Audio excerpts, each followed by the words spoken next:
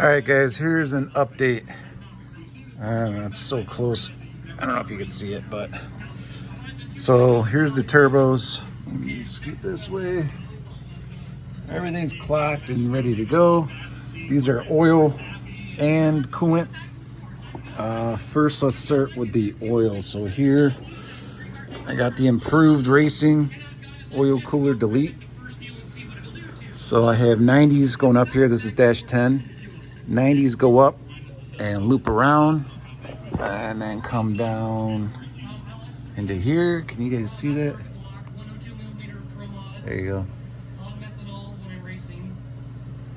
And then in the bottom here is where I'll feed the turbos. So I have a little 1/8 inch port, dash 4. I threw a gauge on there. Guys were saying that this is going to be the highest oil pressure in the system just from how the pump pulls it through there. So if it's crazy, I'll put the regulator on there from TurboSmart. And then I got my one-way check valve. Anytime you're doing remotes, you always do a one-way check valve. I put it here. I originally mocked it up on top of the turbos. It's just too clustered, so I'm going to try it here first. So this dash 4 is going to come here and then Y off. And then here's the feed up here. And then the other one's going to come over here and go up into that turbo up there.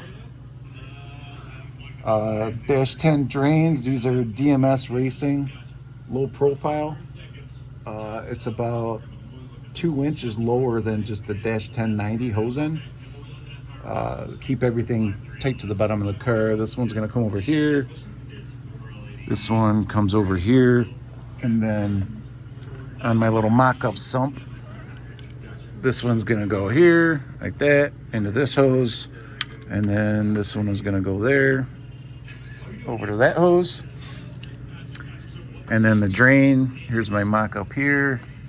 It's going to be a 90 out of the back of the sump up into, this line's going to go like this, up into the scavenger pump, which is mounted here, dash 10, into here, dash 10 out. It comes up in front of the pan, comes over here and goes right into the oil fitting there, dash 10.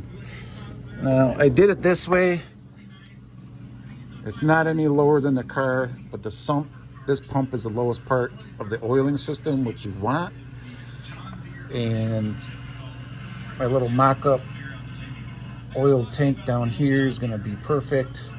I could actually shrink it up just a little bit, but I think that's a good spot. It's going to be level with the oil pan, all dash 10. So that's the oil side. Now the coolant side. So I switched up my hose. I showed everybody the video on that. That works really well. And instead of capping this stuff, I'm going to use it. So here's the original hard line that comes off of the front of the water pump. Comes down here and usually goes into the oil cooler. I have a spring clamp there. Comes up into here into a dash 6 AN. You can see it kind of tucked in there. That's going to come out here, go into here, into this turbo here, dash 6 coolant.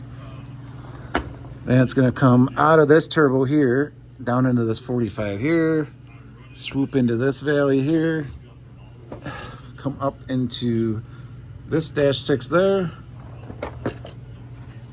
then out of the turbo into that 45, and then the 45 comes right up beautifully in here. And then to get it back into the system, it comes up here. The port, the bottom port in the radiator is a 5/8.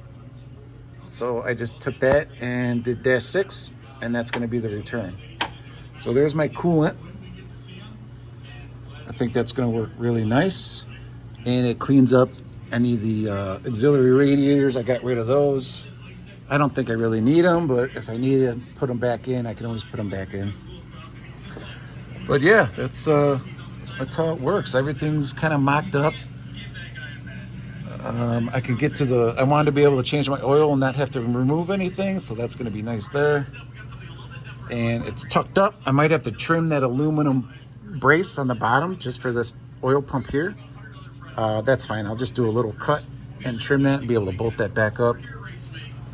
And then wastegates, all that stuff fits. I got seal or my boost reference line up here out of the top of the turbo. That's going to come out into the wastegate here. And with this side, I drilled and tapped those. That'll come out and go on the wastegate there. And then I'll make the exhaust, 3-inch exhaust all the way back. So yeah, I think that's going to work good. I have turbo guards. I've run them before. I think it's going to be fine. I usually don't drive the car if it's shitty out. And if I get stuck in the rain, I don't think it's going to kill anything.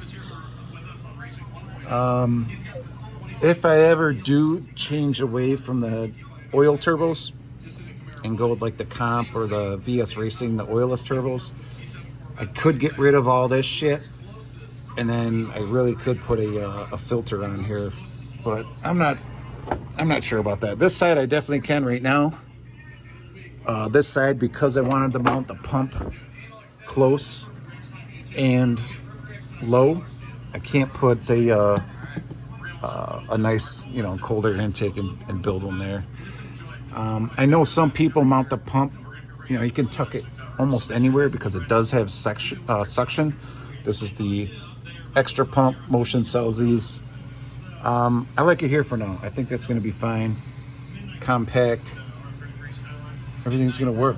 The only thing I really need to figure out, I gotta make this out of aluminum. I got all the fittings and stuff. It should be fine there. Like I said, that's gonna be good. Is the transmission cooler right here? It is not. It's too tight to the wastegate pump or the wastegate tube. I don't want to cut this up and move it because it's already going to be tight with the exhaust. So I'm thinking I might have to either make fittings or maybe order a different style. I'm not sure, but that's the only thing that's kind of fighting me right now. Everything else is working out really good. All right, the Motion 8L90 cooler is going to make this work real nice. It's got the ports on the bottom, -6. I just did 90s here. That should be plenty for the exhaust to come out and swoop out that way. And transmission lines will come down into here and tie in and go up to the front that way. So that's going to work out nice. All right, guys, so that's all mocked up. I'll do the oil lines and the coolant lines, and then that's pretty much ready to fire underneath the car. I'll do the exhaust at the very end, but all that's going to work out really well, especially that Motion 8L90 trans cooler. That is the way to go because the fittings come out of the bottom as opposed to whatever name brand that I had where it comes out the side. It doesn't fit in there and it hits the exhaust. So next step is going to be taking the front bumper off and taking off the single turbo intercooler. And then I'll be putting this one on, the twin turbo one. And then figure out what I want to do with the cold side. Huron has a system that works, but I think it could be better in getting rid of some of the rubber couplers. It'll just take a little bit more time and some fabrication. But just wanted to give a shout out. We got a sponsor this year for the race program. Digco Race Team. He sent over some merch, sent over a bunch of parts here. We got G-Force Renegade axles, 4 triple pump fuel system, boxes of AN fittings and hoses, and he even sent over some new turbos, some 62 millimeters. I have 58s on it now for the horsepower that I'm kind of shooting for. And if they run out of steam or if we just want to make more, I'll put the bigger ones on there. So thanks, Mike, Team Digco. Appreciate it, man.